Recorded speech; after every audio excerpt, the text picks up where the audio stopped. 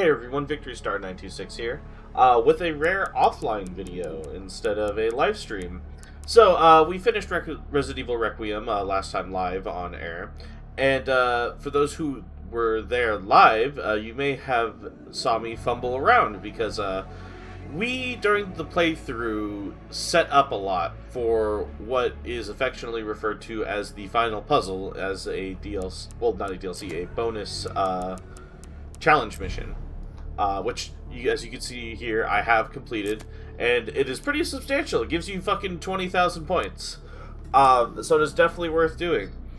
I have completed it now on the Switch. However, I wanted to still show you all the process. So, I wanted to show you all the final puzzle getting finished, since we didn't actually get to do that on camera. This will be a YouTube exclusive.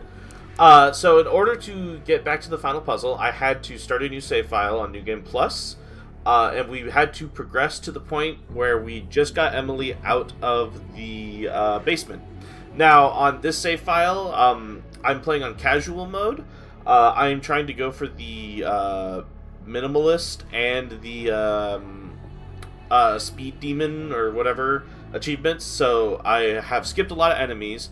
However, just to make my life easier on the Leon segment, I did clean out a path to make it to the to where we need to go in order to unlock the final puzzle. So what we are going to do once the game loads up is grab the doll and the hand. And we have to have Emily with us. That's another important key to this. Now, if you followed the steps that I showed and we're playing on a New Game Plus file, if you made a save right before this section of the game and left to go do the laboratory in front of the helicopter pad, you should have been able to just boot the save up and have a normal time through.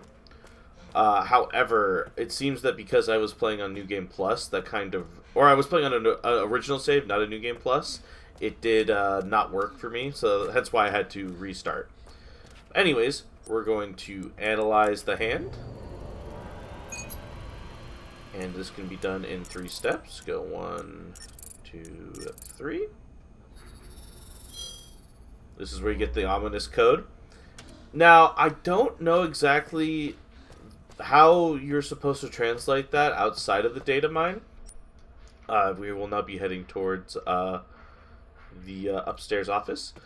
I've seen that there are ways in game to solve it. I just don't quite understand it. Apparently, it is rather obtuse as well, so I don't feel too bad about not being able to do it myself.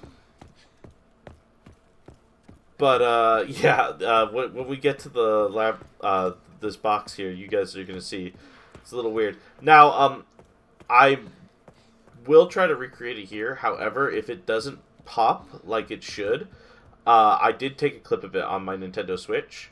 Oh, it actually is not going to let me do that. So here, we're just going to cut to the clip of me doing it on the Switch via the screen recording.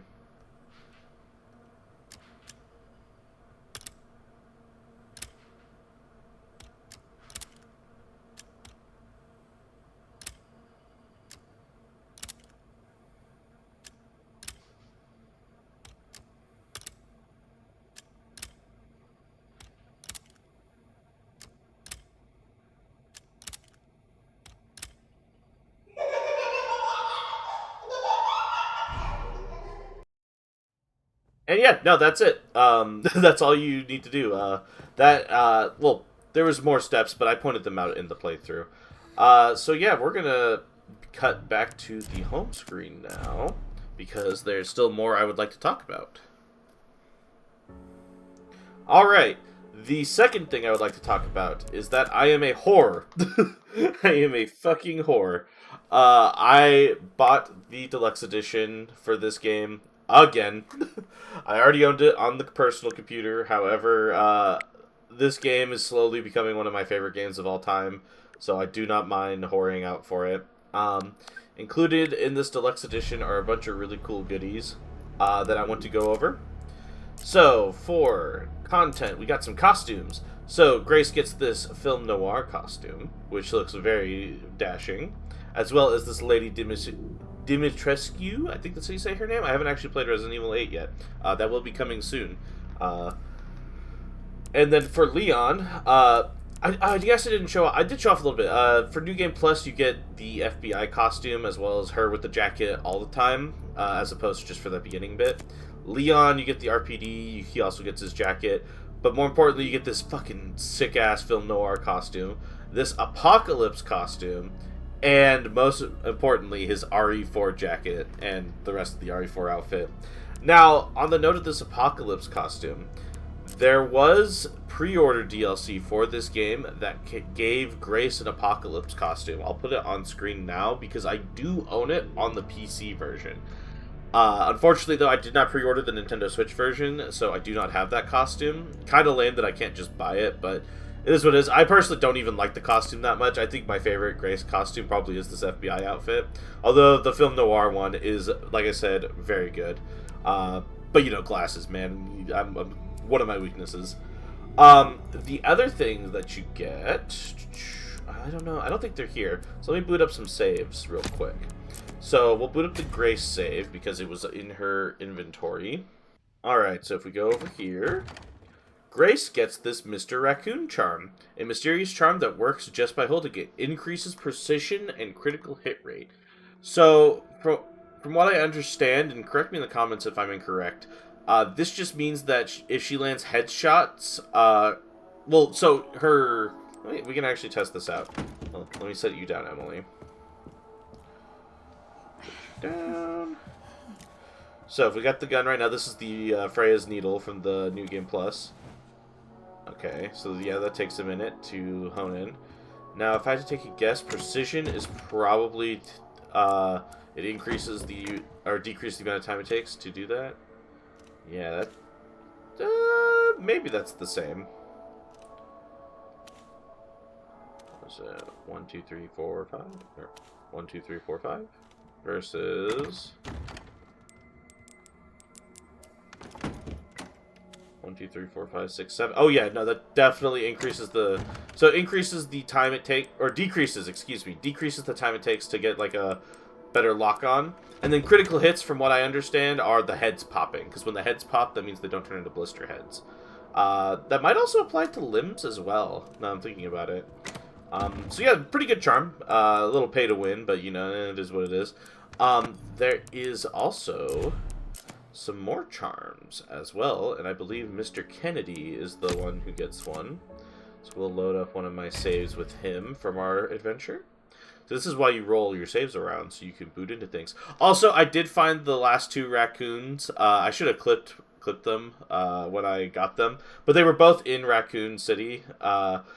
It's really funny. One of them was like right next to the BSA camp. It was like up here on a bridge, and then the other one was in the sewer. Can I find the sewer? No, so it was in a sewer area. I guess I don't have access to that part of the map on this save file, but it was down low. As for Leon, we get this new charm right here. The DSO emblem charm increases precision and critical hit rate. So it's the same thing, just for Leon instead of Grace. And it's a DSO, which is kind of neat. On top of that, I totally forgot too. We have some more things, parts of this deluxe edition. Bonus settings. So we have the costumes. We also get skins for the Requiem. So we get this film noir skin that turns it kind of gold, and this Apocalypse camo skin. I personally do not like either. I think, though, the film noir one can look good under one specific circumstance. Same with Grace's gun as well. Keep this on. Because we get some screen filters. We get a film noir one, and we get an Apocalypse filter. Now, I think with the film noir filter, with this like glitzy gold, it actually might look a little bit better. We can check that out in a second. We also get Raccoon City Classic music and Raccoon City Classic sound effects. So I believe these are RE2 sound effects. Real RE2 heads can point that out to me because I am a fake fan. I own RE2 on PC. I still need to play it. But yeah, the screen filter. So cool. Here, so let's try out this one. We'll do it with Leon. Because we have the Requiem. See what it looks like. I should have put it on his film noir skin. That would have been cool. Yeah, so as you can hear, we get the RE2 safe room music now. You know, the Requiem doesn't look too much better. Now, I know I'm on the Switch 2 version, which is already going to be compromised a little bit with graphics, but you can still kind of tell that it's like glittery, and I don't really care for that. So we are going to back out one more time, because there is one last thing that is given to you from the DLC. So we're gonna turn the Requiem back to normal, that back to normal. We'll go with the Apocalypse screen filter for this just to show it off. And then we are going to boot up one of these Leon saves. Okay, so we're gonna boot up this one. We get a new set of files that are specific. Now, I did point this out in the original playthrough. But these files are from the Raccoon City incident of 1998. In fact, I think that is even what they are called. I don't even have them yet, but I know where the first one's at, so we're going to go there. Yeah, so with this Apocalypse filter, it looks okay. I kind of like the more moody yellows of the original one. This one kind of just makes it look like normal-ish weather, which is not the worst thing in the world. But yeah, I will go ahead and cut to when I am outside of, I believe it is, yeah, the Applegate Hotel. We'll be right over there in just a second. Gotta hoof it, so I'll be right back. Alrighty, so we're right outside the hotel now. And this first letter, I believe, is over here. Yep, there it is. I believe in the original Let's Play, I showed that the letter was there, that we just couldn't interact with it. But now we can. I will say, kind of scummy of Capcom to have like lore files like this, kind of DLC locked, but it is what it is. Assholes like me will buy it, so I guess they'll keep doing it. From Meryl to Mommy. Mommy, good morning, sleepyhead. Don't get mad, I decided to go get Daddy myself. I'm bored of staying inside the side. Those people won't let us out, even when we say pretty please. But it's okay, I'm small and can sneak through the fence. I'll look at the gas station first. Daddy really likes the candy there. Maybe he stopped to buy some. I love you, Mommy. See you, Meryl. Alright, so that is the hint for where the next one is at, the gas station.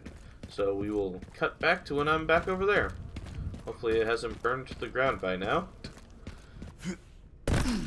Alright, we are back at the gas station. And now the next letter is over here. Somewhere around here. It might be... yeah, here it is. From Meryl to Mommy 2.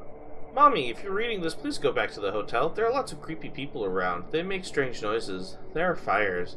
Mommy, it's really scary. I'm okay. Daddy's friend, Mr. George, remember him? He's going to evacuate me to the police station in his police car. I'm sure Daddy will be there. Love you, Mommy. Alright, so that's your next hint to go to the police station. I am going to hopefully make a save and then boot up my RPD save file. And hopefully that will just continue this over. If not, I will replay it up to that point, which will take me a bit longer. Luckily for y'all, though, you won't have to see any of this, because it will be a cut in post, so BRB. Okay, perfect. It's actually right here. And as you can see, I decided, just so I could use it in the thumbnail and nobody could accuse me of clickbait, I did put on the Noir outfit. But yeah, here we go. Letter to Mommy 3. Mommy, did I do something wrong? Daddy got mad at me. He yelled, "Why are you here?" really loud. He didn't let me into the police station. I'm hiding with Mr. George now. He said we can get inside the parking garage, but first we're resting. He's really nice, Mommy. I'll give him one of my kitty bandages to cover up the owie on his hand. Love you lots, Meryl. This girl can't be. Yeah, Leon's making some recognizations. We're gonna go ahead and head to the police garage now.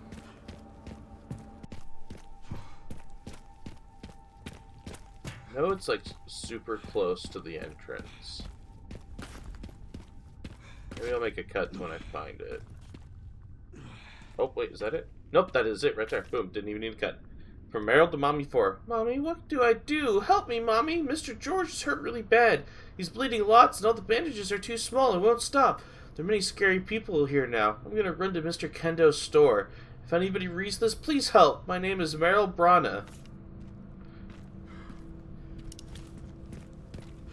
So yeah, I thought Leon had a reaction to that, but yeah, for those who do not remember, Marvin Brana was the guy who Leon first met in the RPD, who basically told him to get his shit together back during the RE2.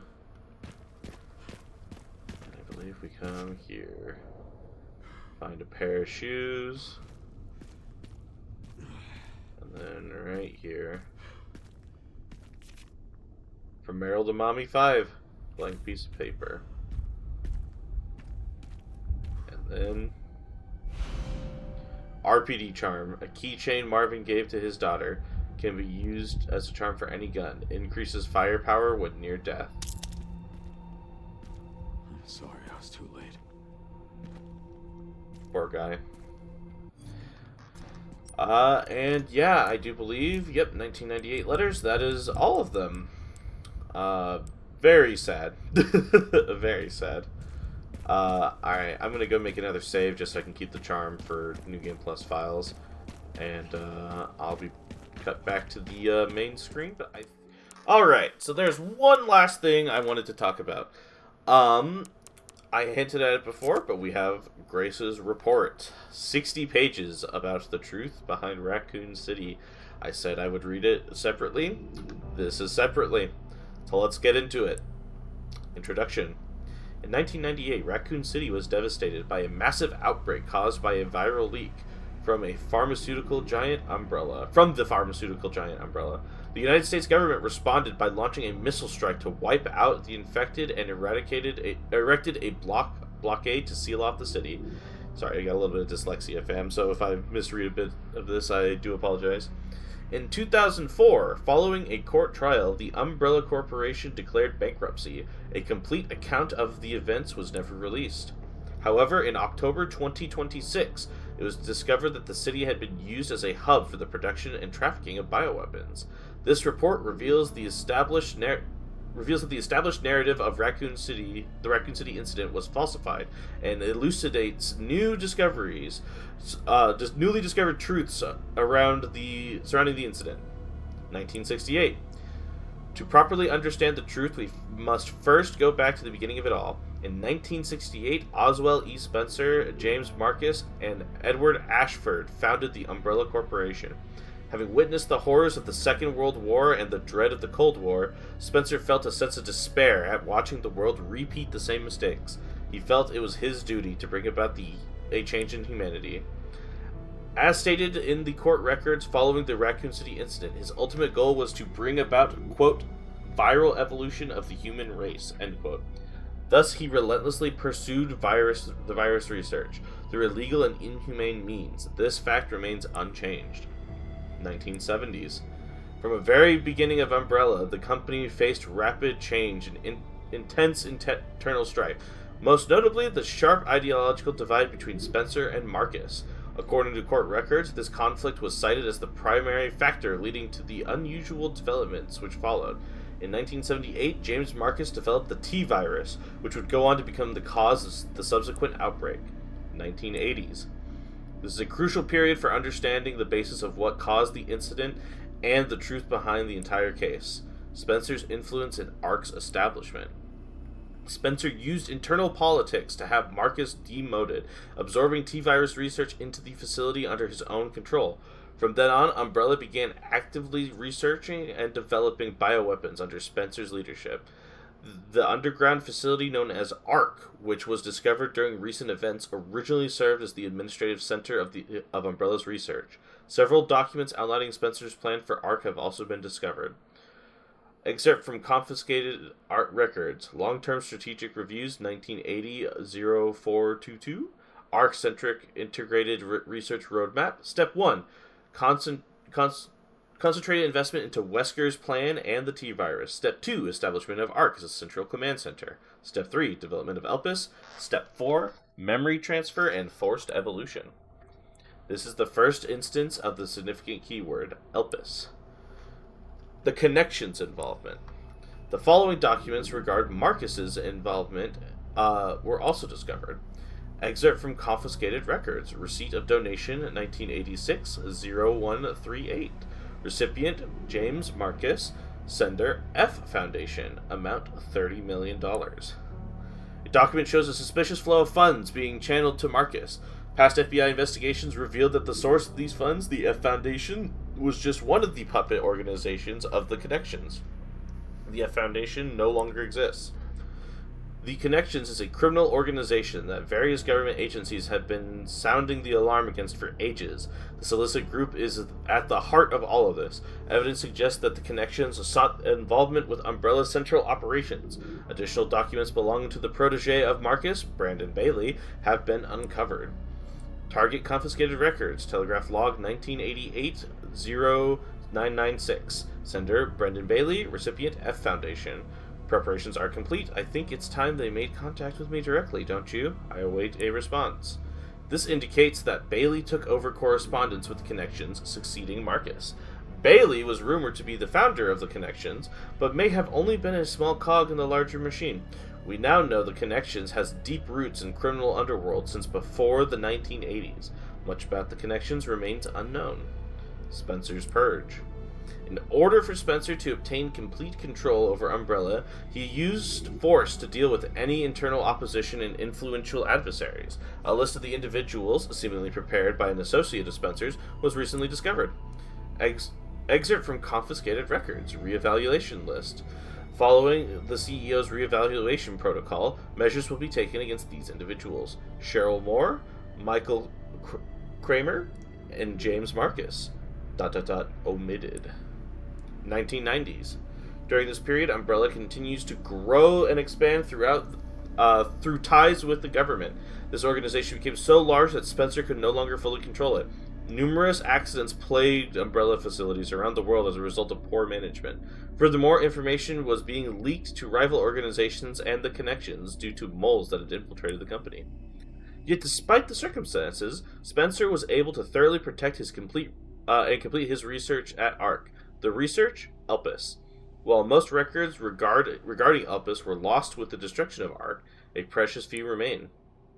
Excerpt from confiscated record, Spencer's message, 1990, data missing. Tricell, HCF, the family and Umbrella. Elpis shall bring it all to an end, data corrupted. The only information leaked about Elpis was that it had potential to upset the military balance of the entire world. However, a strictly managed password known only to Spencer was needed to access it. What is Elpis? Elpis is a powerful antiviral drug. However, this was unknown to those who sought it. The Connections and other black market groups mistakenly thought it to be a powerful bioweapon with the potential to control human minds. This confusion likely stemmed from the fierce competition surrounding bioweapon development. It was commonly known that Spencer, the developer of Elpis, aimed for the evolution and control of humanity through viral technology. Completion of Elpis. Based on data taken from confiscated records and changes in Spencer's behavior, we believe that Elpis was completed around the mid-1990s. After this period, the records show a marked decrease in the number of public statements from Spencer. A similar decrease in activities was also observed at the Raccoon City orphanage. Disturbingly, it is suspected that children at the orphanage had long been used for Umbrella experimentation. While Spencer frequently visited the orphanage, records indicate he stopped in the 1990s. Furthermore, the orphanage was under the research jurisdiction of William Birkin in the late 90s. Birkin turned against Spencer, ultimately leading to the leak of the T-virus. 1998, the Raccoon City incident. The T-virus leaked from the Umbrella research facility in Raccoon City, causing unprecedented outbreak. In response, the government decided to launch a missile strike on the city under the pretense of containing the spread. However, this is where we have been misled. The missile strike was not launched to prevent the spread of the infection. A plan was formed to disrupt the relationship between the government and Umbrella, and shift the blame for all illegal activity onto Spencer. Found records indicate that the connections lobbied for the missile strike. Excerpts from confiscated records. Access log, first assembly minutes. ARC has been secured. Commence the missile strike. The blame will fall solely on Spencer. With this, Umbrella will be dismantled and will seize their assets. Their goal was the acquisition of Umbrella assets, particularly the thing they believed would disrupt the world's military balance, Elpis. Due to Bailey's involvement, the Connections were aware of Umbrella's inner workings prior to the Raccoon City incident. This set them up to swiftly secure ARC before instructing the government to carry out the missile strike. After the Raccoon City incident, the Umbrella trials. As is well known, trials were held after the events of the Raccoon City incident. Testimony from the Raccoon City survivors, along with evidence submitted by the Global Pharmaceutical Consortium, demonstrated the scope of Umbrella's nefarious activities. Evidence against Spencer was presented at the trial by his subordinate, Albert Wesker. It is now evident that Wesker was linked to Tricell, which in turn had a strong ties to the Connections. Therefore, it is highly likely that there was pressure from the government and the Connections during these trials. In 2004, following the outcome of the trials, Umbrella was forced into bankruptcy. Just as the Connection and the governments intended, Oswald E. Spencer was held accountable as CEO and disappeared from the public eye. Acquisition of ARC. The Connections and the government seized ARC during the Raccoon City incident. Therefore, ARC served as the base for the research, development, and distribution of bioweapons. Documents believed to be transactions lists have also been seized. These lists Umbrella's competitors, along with the organizations that were previously found guilty of illegal activity. Unfortunately, most evidence was lost with the collapse of ARC. Recovery efforts continue, but success is unlikely. Proliferation of bioterrorism. Following the Raccoon City incident, weaponized viruses developed by Umbrella were leaked. Subsequently, instances of bioterrorism utilizing this technology spread around the globe. In 2013, President Adam Benford was assassinated in a bioterrorist attack. The intelligence agencies reported the president wished to reveal the full truth of the Raccoon City incident. It is possible that President Benford was privy to the facts revealed in this report. Spencer's final years. Remaining records about Spencer after the dissolution of Umbrella are scarce, but a new source of information has recently come to light, an interview conducted by Alyssa Ashcroft. Despite being responsible for countless atrocities, Spencer showed some signs of remorse in this interview. Having lost everything, he sought atonement. While Elpis is a powerful instrument that can render viral weapons inert, it also has the potential as a panacea to be used for good. It is possible that Spencer's true motivations behind Elpis were peace and redemption. While he remained obsessed with the evolution of humanity throughout his later years, most testimonies described him as nothing but a senile old man. Spencer died in 2006 at his secluded estate. His true intentions behind developing Elpis will forever remain unknown. Conclusion. As we can see from the records, the Umbrella Corporation's liquidation was intentionally orchestrated by the Connections and the U.S. government. Furthermore, there were involved in illegal development and trafficking of bioweapons in Raccoon City. The extent to which past and present governments were involved requires further investigation. Much about the Connections remains shrouded in mystery, and most of the records of their involvement were destroyed alongside ARC. Countless lives have been lost. As government officials, we have the duty to pursue the truth. If anything, finding it will finally offer some closure to everyone who fell victim to these heinous crimes. FBI intelligence analyst, Grace Ashcroft. Woo! That was a lot. I had to take a break halfway through there just because I needed a drink. But that is literally Grace's job, was to write that report. That was the one that she was building at the beginning of the game, and at the end of the game, we get to actually read it ourselves. Mostly used as like a lore dump for people to kind of put the pieces together of what happened throughout all the... I guess you would say the 9 Resident Evil, the mainline Resident Evil games, because this is like the end of the Umbrella arc, or at least it seems to be. I feel like there's still a few loose ends, but honestly, I don't fully have a grasp of the whole arc myself, having not played Resident Evil's 5 or 6 yet. Which I know 5 is pretty important because Albert Wesker does reappear in that one. My main issue is I don't feel like I know Chris Redfield yet.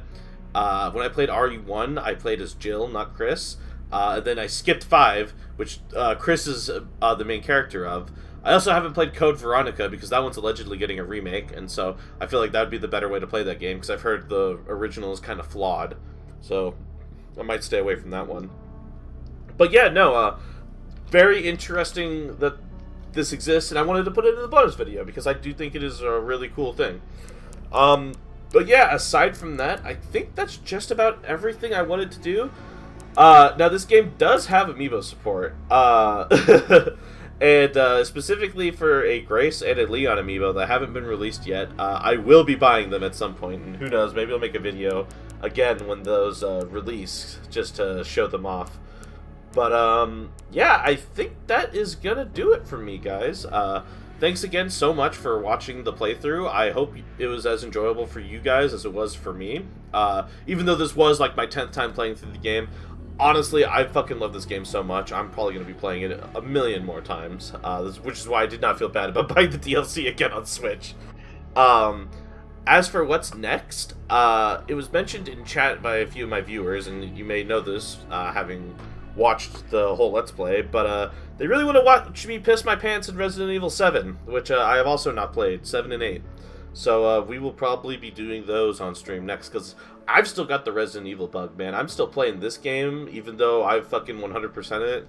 I'm thinking about trying to, not like hardcore speedrun it, but you know, I think a 3-hour run, maybe even a 2-hour run is possibly doable, so we'll have to see what I can do in there. But yeah, thank you all so much for watching. I don't say this often because I'm usually live streaming, but like, comment, and subscribe. Haha, that's the YouTube thing. And yeah, take care, y'all.